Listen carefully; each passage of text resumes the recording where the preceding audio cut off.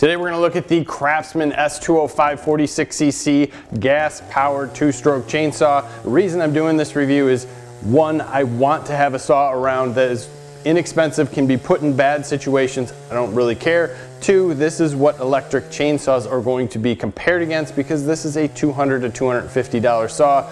Three, this saw has a lot of funny reviews when you look at it. Some people just don't understand chainsaws and what you have to do to maintain them. Some people have some very legitimate gripes, and we're going to go over all that top to bottom. First, when you get the chainsaw, make sure that you actually use bar and chain lube. Not used motor oil, not anything. That will help stop some of the leaks. Now I've got 5 tanks through this.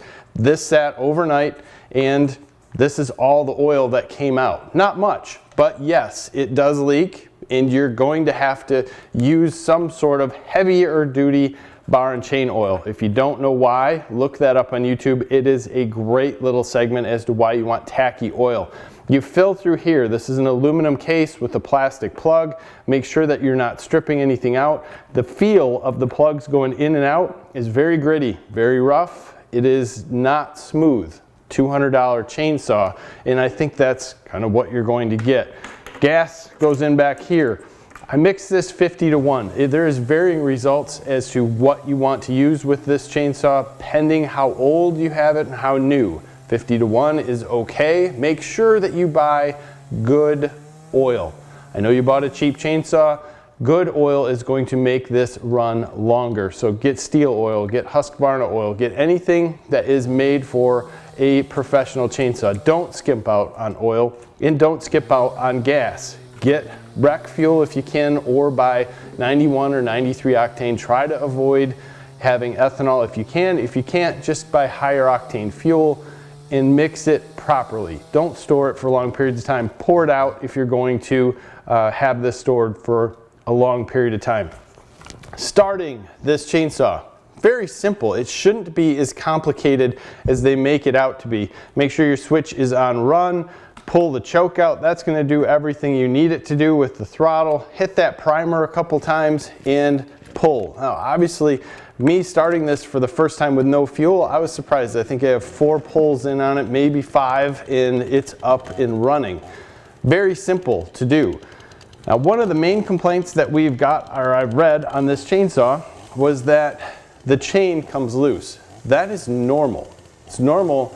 It's more normal if you use the wrong oil, but it's going to be very normal on any new chain. They're going to loosen up. So what I did when I got this, I let it idle for a bit, let it warmed up, gave it some gas, ran through, made sure I had oil coming through the chain, and then gave it some more gas. Then I adjusted the chain up right off the bat. And when you adjust this chain, you want to make sure that you have 3 of these little rails that go in there, guides. When you pull it up, make sure that you can get 3 of them completely above the bar, and make sure it's just tight to go. Then go out and start using it a little bit, and know after a couple cuts you need to stop, look at the chain again, and adjust it up. That's just going to be how this saw or any saw goes. While you might have less of that to do with a higher quality saw that you paid more for, it might have a little bit better chain. That's very normal. Adjusting the chain on a chainsaw is very normal, and if you shouldn't complain about it saying the chain got loose right away. That's part of the gig. While you're adjusting up that chain, take a look around the saw for anything that is loose. One of the main complaints that I've read with this saw is that this bucking spike can be loose after a little bit of use.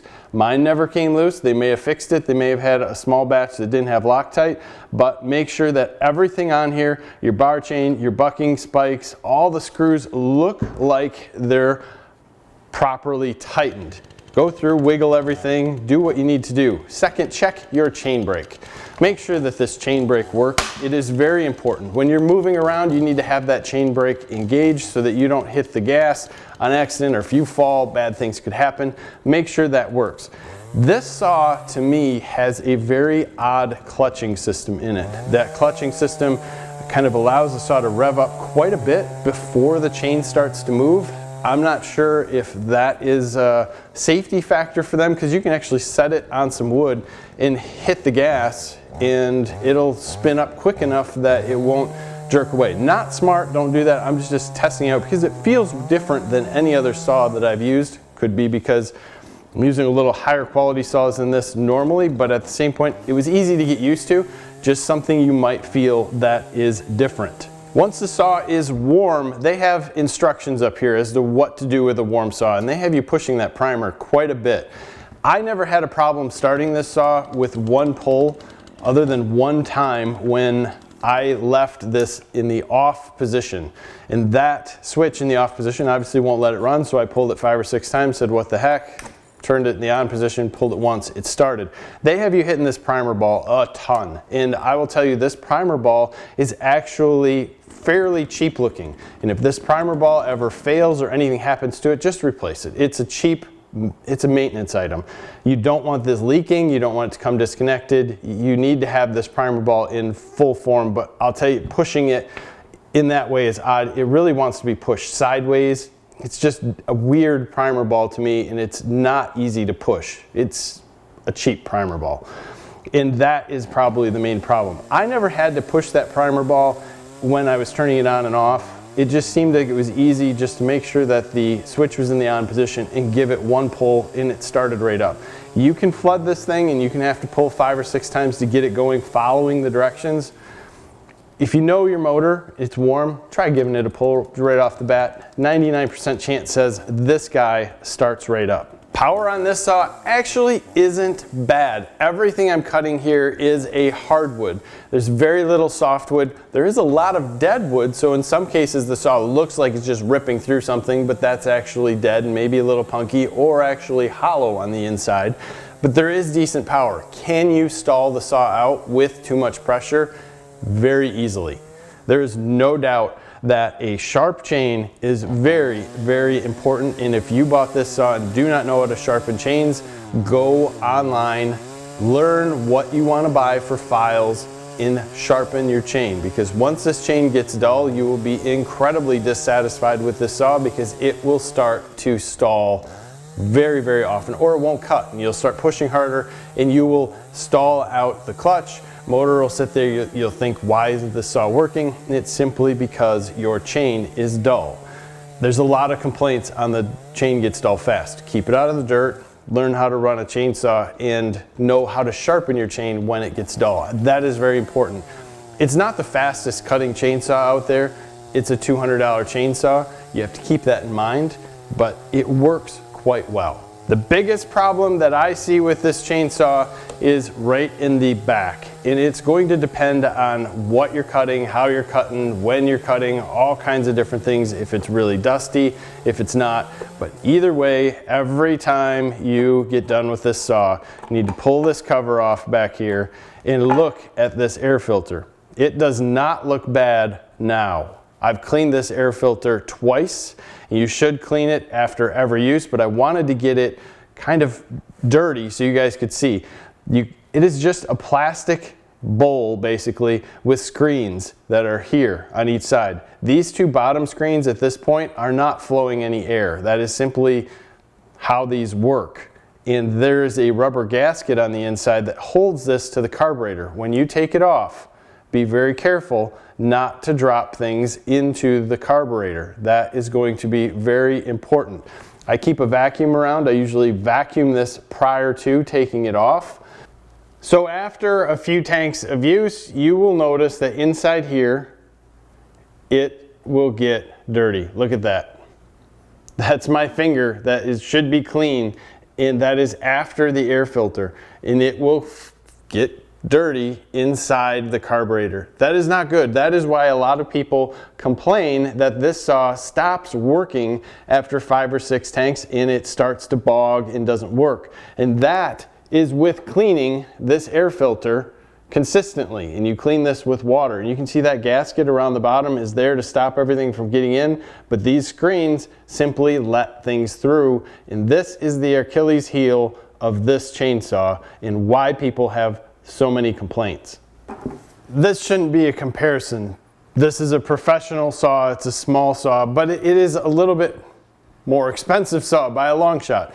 But the air filter system on the inside of this saw is different. It's a pleated air filter like what you'd have in a car. And this saw probably has 25 hours on it since I've actually vacuumed any of this area out. It's well designed and it's not going to let things through and into the carburetor.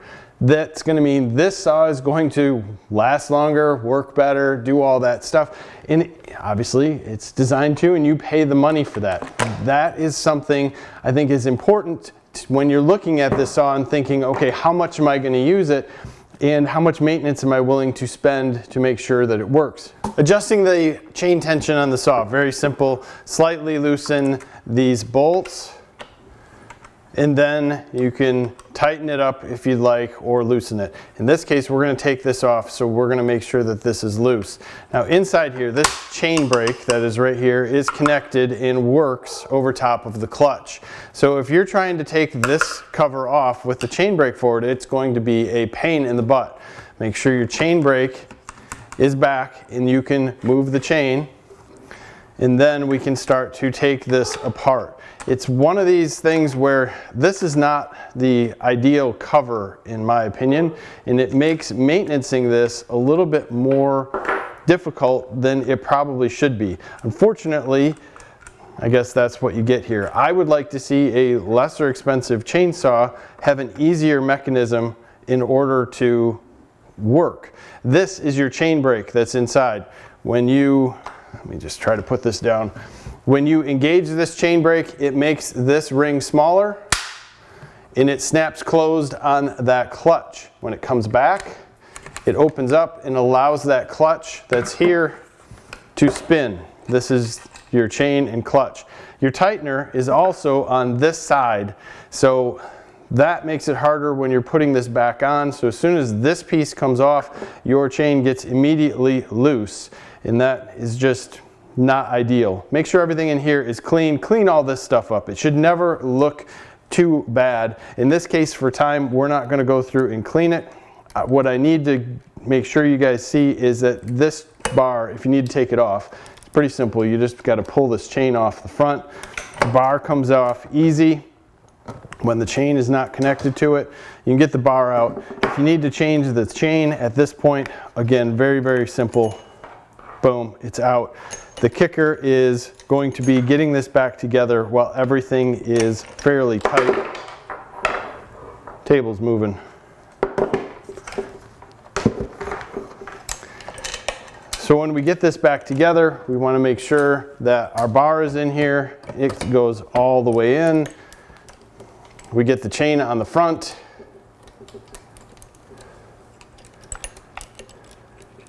And make sure we kind of slide it through.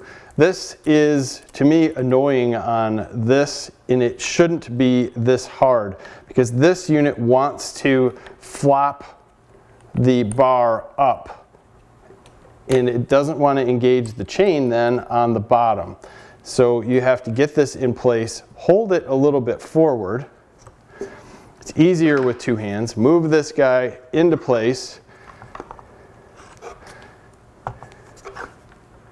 Again, making sure your chain brake is in the off position. Now, the problem that we have is our chain tensioner is in the wrong place. I think we'll have to loosen it a little bit.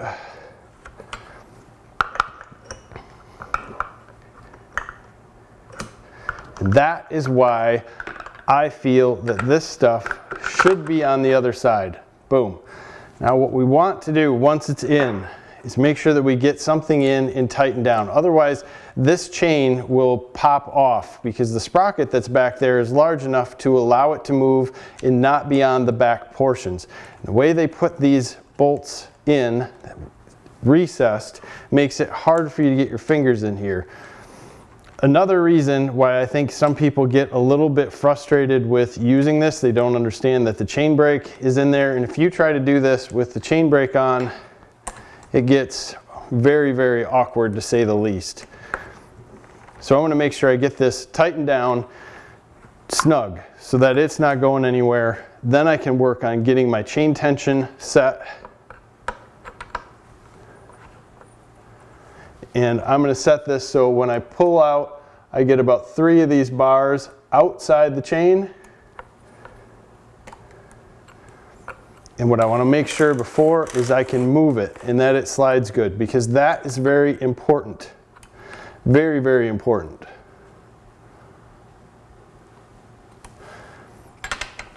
Tighten this guy up a little bit more, check that it hasn't moved, and we're in business. So this thing has its idiosyncrasies to it, and I can see why some people will give it some bad reviews. The S205 is not a horrible saw, decent power, has a lot of things going for it, but its one Achilles heel is going to be that air filter that doesn't really filter enough of the air going through.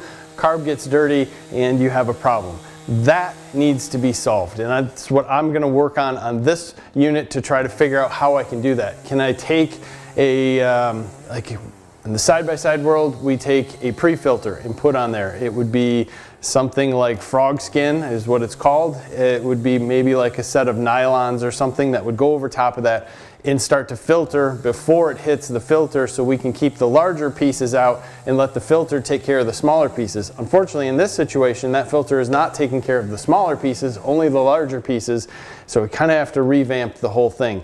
That is going to be a big problem for a lot of people, and when they buy these saws, they're not really into maintenance. They don't really use them that much, so the maintenance items don't get done. Eventually, the poor reviews come out because of multiple different issues that should be maintenance items, and you're stuck. So if you have this saw, check your carburetor, check your air filter, make sure all that stuff is clean, Q-tip that stuff out on the inside. I will try to figure out something that we can do to make that air filter work. So subscribe to the channel and I'll bring that back up, because I'd like to get this saw working and in shape that I can take it out and use it any point in time that I want for something that is a little less, as far as if I'm working on a stump or something else. It's a less expensive saw, and it's not a bad and not a low power saw. It's just something that I can take out and beat on a little bit more and not be concerned that I have a larger, much more expensive saw. With that said, if you have any questions, leave them below. I'll try to help you and walk you through different things that I've found with this saw. If you want to talk about anything else below, there's going to be a lot of people that are going to go down there and say this is a junk saw. It, in some ways, could be looked at by professionals or by higher-end homeowners as something that isn't good because of that air filter, because of the way a lot of things work together with it, because it's not easy to work on in some cases. Don't look at that if you bought it. You have $200 into this. Second, if you have $200 into this, you need to have some money into safety gear. Have a helmet, have some earplugs and ear muffs, have some chainsaw chaps. That's very important. I don't care if it looks funny, I don't care whatever. If that chain hits your skin on your leg, it's doing some damage, and it could be doing some damage that you don't want done. Wear chainsaw chaps and safety gear no matter what you're doing. It's a necessity. If you skimped out on the saw, put some money into safety gear. Your life is worth it. Thanks for watching, guys. I appreciate you sticking through me through this whole thing, and again, I look forward to some of the comments. I'm ready. Go ahead, give them to me. Thank you for your time. Have a great day.